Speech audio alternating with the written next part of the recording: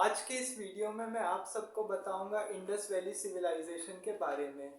आज हम इस बारे में बात करेंगे कि इंडस वैली सिविलाइजेशन या हड़प्पा संस्कृति क्या होती है, क्या थी, हड़प्पा संस्कृति कब शुरू हुई और इसमें क्या क्या था और इसका पतन कैसे हुआ। सारी चीज़ें इस वीडियो में अपन आज जानेंगे। तो हड़प्पा संस्कृति की शुरुआत आज से 100 साल पहले हड़प्पा सभ्यता की खोज हुई थी। हड़प्पा सभ्यता की खोज 1921 में डॉक्टर दयाराम साहनी ने हड़प्पा की खोज की थी और 1922 में राखलदास बनर्जी ने मोहनजोदाड़ो नाम के एक शहर की खोज की थी। हड़प्पा हड़प्पा जो आज का शहर है वर्तमान में पाकिस्तान के पंजाब प्रांत में है। इसके कुछ खंडर अभी तक मिलते हैं, लेकिन ये खंडर में तब्दील तो हो गया है, लेकिन ये सभ्यता बहुत अच्छी सभ्यता थी। एक डेवलपिंग डेवलपिंग सभ्यता थी, इसमें विकासशील सभ्यता थी। जैसे आज के समय में जैसे बड़े बड़े शहरों में बड़ी बड़ी बिल्डिंग होती है, बड़े बड़े घर होते हैं, लोग जैसे जिस हिसाब से रहते हैं आज के टाइम पे अगर देखा जाए तो प्रॉपर वैसे सिस्टम था। ड्रेनेज सिस्टम अच्छा था यहाँ का, एग्रीकल्चर, फिर और भी चीज़ें होती थी। एग्रीकल्चर हो गया जिसमें बिजनेस में भी लोग ट्रेंड थे, आर्ट में भी यहाँ के लोग बहुत अच्छे थे। तो हड़प्पा सभ्यता की बात होती है उन 3300 ईसा पूर्व से 1300 ईसा पूर्व तक की ये हड़प्पा सभ्यता रही थी, ऐसा बहुत सारे हिस्टोरियंस का ऐसा मानना है। अब हड़प्पा सभ्यता की खोज की बात कब से होनी चालू होती है? ब्रिटिश एम्पायर के टाइम से। ब्रिटिश एम्पायर के टाइम पे जब पंजाब में ब्रिटिश साम्राज्य के एक एक आर्मी ऑफिसर जो एक बहुत बड़े हिस्टोरियन भी थे, वो एक बार महाराजा रंजीत सिंह से मिलने के लिए लाहौर जा रहे थे। जब वो लाहौर जा रहे थे तो उनको पंजाब प्रोविंस में एक बहुत बड़ा खंडर में तब्दील हुआ हुआ एक शहर दिखाई दिया। तब उन्हें लगा कि कोई प्राचीन सभ्यता, मतलब ये किस टाइप से है। उन्होंने इस बारे में सोचना चालू किया, लेकिन उन्होंने जल्दी ही इस चीज़ को मेंशन करना चालू कर दिया। लेकिन जब उन्होंने इस चीज़ को मेंशन करना शुरू किया तो उन्हें इस चीज़ में है ना काफ़ी रिसर्च करने की कोशिश की कि इस चीज़ में क्या है, ये कौन सी सिविलाइजेशन है, ये कौन सी सभ्यता है, कौन सी संस्कृति है। इस बारे में उन्होंने पूरी जानकारी लेने की कोशिश की। इसके बाद लेकिन बहुत सारे अंग्रेज़ों ने इस पे के बाद दो ब्रिटिश हिस्टोरियन ने इसके बाद में हड़प्पा का भी दौरा किया था। जब उन्होंने हड़प्पा का दौरा किया तो उन्होंने क्या पाया कि हड़प्पा में ऐसे भी बहुत सारे नगर हैं, जैसे जैसे बहुत सारी चीज़ें पाई गई है, मिट्टी में दबी हुई पाई गई है। ये शहर जो भूस्खलन से नीचे ज़मीन में दबा हुआ था, इसके मलबे में बहुत सारे इसके पार्ट्स मिले हुए, अवशेष मिले हुए हैं जैसे।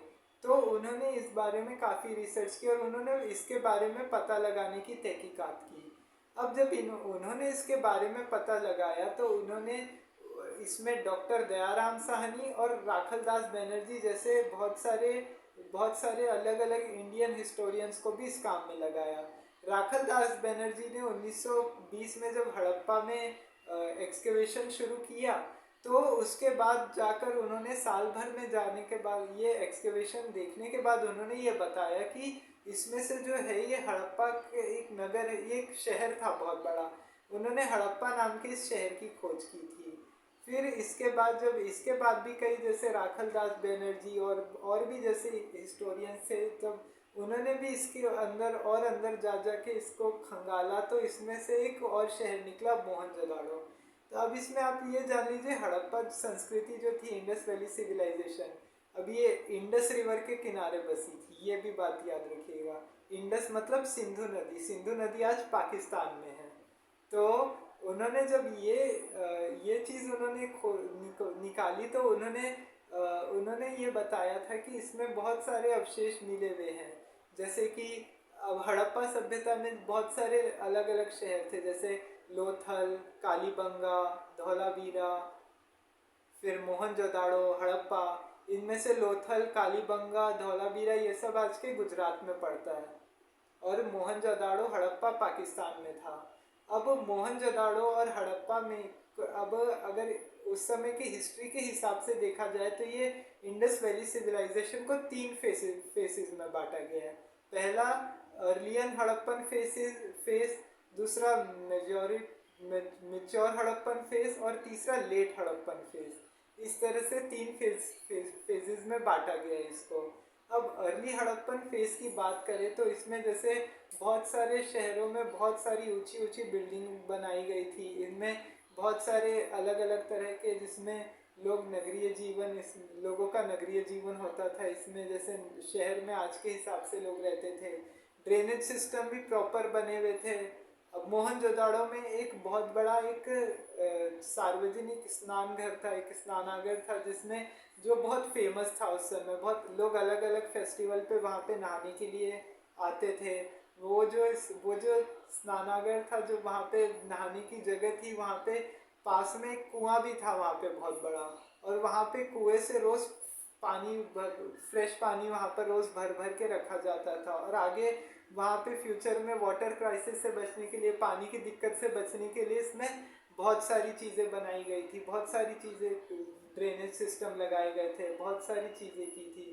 जिसमें भी जो घर वर बने होते लोगों के, उसमें से ईंट, पत्थर, सीमेंट, पक्के पक्के घर बने होते थे। इन सबको मिला के पक्के घर बनाए जाते थे। अब उसके बाद जब ये सब होता था तो इसमें ये सब जब बना रहता था, वहाँ के लोग नगर में इस हिसाब से रहते थे। और हड़प्पा सभ्यता के समय अगर आप देखें तो इसमें मंदिर एक भी नहीं मिले हैं। मंदिर वहाँ पर एक भी नहीं था।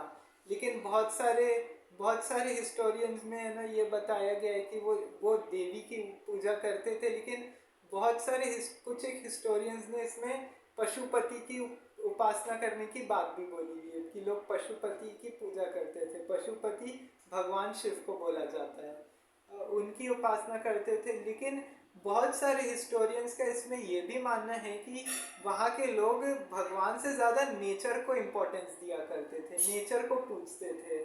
ऐसा भी बहुत सारे हिस्टोरियंस का मानना है। अब वहाँ के लोग जैसे मूर्तियाँ बनाने में अच्छे थे, मूर्तियाँ, फिर बहुत सारी ज्वेलरी, सोने के बर्तन, तांबा, इन सब से तांबे के सिक्के, इन सब से चीज़ें बनाई जाती थी। और बहुत सारी चीज़ें बनाई जाती थी। वहाँ का सिंगिंग, डांस, ये सब वहाँ के लोगों को ये सब भी बहुत आता था। तो वहाँ के लोग एंटरटेनमेंट भी बहुत अपना करते थे। ऐसा माना जाता है कि लोग अपना एंटरटेनमेंट के लिए नाच गाना ये सब भी किया करते थे। ये सब वहाँ पे की बहुत इम्पोर्टेंट आर्ट थी। अब वहाँ के लोग, जैसे ऐसा बताया जाता है कि अब वहाँ के लोग ऐसा मानते थे कि अब भूत प्रेत मानते थे, भूत प्रेतों से अपनी रक्षा करने के लिए ताबीज़ भी पहनते थे। वहाँ पे जैसे एग्रीकल्चर भी होता था, तो जैसे पेट भी वहाँ के लोग बहुत पालते थे, जैसे गाय, भैंस, कुत्ता, बिल्ली, बंदर। इस तरह से भी लोग इन जानवरों को भी ऐसे पाला करते थे। जैसे खेती में बहुत सारी जौ, गेहूँ, आटा, इन सभी चीज़ों की फसल होती थी। वो अलग अलग चीज़ें उगाई जाती थी खेतों में। इस तरह से करके लोग अपना वहाँ के बिजनेस भी अपने हिसाब से लोग करते थे अलग अलग चीज़ों का। वहाँ पे मूर्तियों का काम जैसे ज़्यादा होता था, अलग अलग प्रकार की चीज़ें होती थी। और ये हड़प्पा सभ्यता आज की सभ्यता, जैसे आज के भारत के हिसाब से बहुत विकसित सभ्यता थी। और ये जो हड़प्पा सभ्यता है, ये सिंधु नदी के किनारे बसी थी, इसलिए इसको सिंधु घाटी सभ्यता कहा जाता है। और ये जो नदी घाटी सभ्यता थी, नदी के किनारे इसलिए भी विकसित हुई थी क्योंकि वहाँ पे बहुत सारी लोगों के लिए फैसिलिटी होती थी, लोगों के खाने पीने की, रहन सहन की, हर चीज़ के लिए रहती थी। अब वहाँ पे लेकिन और आज सबसे बड़ी बात ये भी है कि जैसे मेसोपोटामिया और इजिप्शियन जैसी जो सभ्यताएं, बड़ी बड़ी और दूसरी सभ्यताएं हैं, इनके बारे में लोगों ने आज पढ़ा तो है, काफ़ी इसके बारे में पढ़ाई की गई है।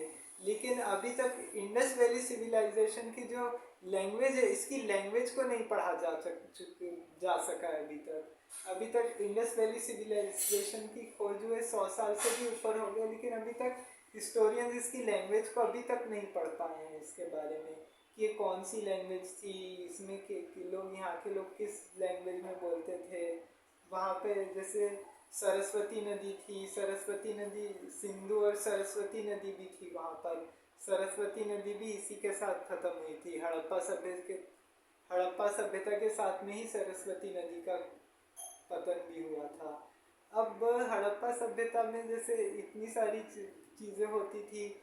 अब इसमें यहाँ के लोग जैसे इसमें भी जैसे लोग जैसे हड़प्पा में जैसे हर शहर में लोग दो दो लोगों में, हर लोगों में बटे हुए थे। जैसे एक जगह जहाँ पर एक बहुत रिच फैमिली रहती थी, कहीं मिडिल क्लास फैमिली होती थी। इस तरह के लोग जैसे बड़े बड़े शहरों में इस तरह से होते थे। लोथल, कालीबंगा, धौलावीरा जैसे अलग अलग शहर भी होते थे। जैसे लोथल कालीबंगा आज भी वहाँ पे बंदरगाह के लिए फेमस है, वाटर पोर्ट है वहाँ पे आज के गुजरात में। हड़प्पा संस्कृति के कई अवशेष पाकिस्तान में भी मिलते हैं। तो इस तरह से ये हड़प्पा सभ्यता के बारे में था। अब बात करते हैं कि हड़प्पा सभ्यता का अंत कैसे हुआ। हड़प्पा सभ्यता जो खत्म हुई, इसके विनाश के पीछे भी कारण क्या है, लेकिन इस बारे में अभी तक कोई सच्चाई पता नहीं चली है। हड़प्पा सभ्यता में जैसे बहुत सारे रीज़न बताए जाते हैं हड़प्पन सिविलाइजेशन के बारे में कि बाढ़ आ गई होगी। बहुत सारे हिस्टोरियंस का ये मानना है कि भूकंप आने की वजह से ये सिंधु नदी ने अपना रास्ता बदल लिया होगा, तो हड़प्पा के जो शहर वगैरह थे वो सब दब गए होंगे। फिर बहुत सारे हिस्टोरियंस का ये कहना था कि जैसे 2020 में कोरोना जैसा पेंडेमिक आया था, तो वैसे ही कोई उस समय पेंडेमिक आया होगा, कोरोना वायरस जैसी कोई बीमारी। तो उस हिसाब से वहाँ के लोग उस बीमारी को कंट्रोल नहीं कर पाए होंगे, तो उस वजह से भी लोगों की मौतें हुई होगी। अब बहुत सारे हिस्टोरियंस का ये भी मानना है कि सिंधु नदी में बाढ़ आई होगी। तो वही बाढ़ आने की वजह से कई बहुत सारे नगर, क्योंकि पहले भी यहाँ पे हड़प्पा में कई जगहों पे बाढ़ आती थी, कोई भूकंप आते थे, तो कुछ बहुत सारे ड्रेनेज सिस्टम होते थे, ख़राब हो जाते थे, तो उनको बाद में कुछ भी कैसे भी ठीक करा लिया जाता था। लेकिन जैसे जैसे जब समय बीतता गया, टाइम बीतता गया, तो उसके बाद से लोगों ने इस पर ये सब चीज़ें ठीक नहीं हो पाई। तो अब उसके बाद भी बहुत से हिस्टोरियंस का ये भी मानना है कि आर्यंस भी सिंधु नदी के पास आके बसे थे। तो सिंधु नदी के पास जब वो आके बसे थे, तो हो सकता है उनके इन्वेजन ने इस सभ्यता को ख़त्म किया होगा, क्योंकि बहुत सारे लोग उसकी वजह से डर के भाग गए होंगे, या बहुत सारे लोग उसमें भी मारे गए होंगे। तो इस तरह से इस सभ्यता का ख़त्म हो गया लेकिन आज भी इस सभ्यता के बारे में पता नहीं लगाया जा सका है। अभी भी इस सब चीज़ों पे और रिसर्च चल रही है अभी।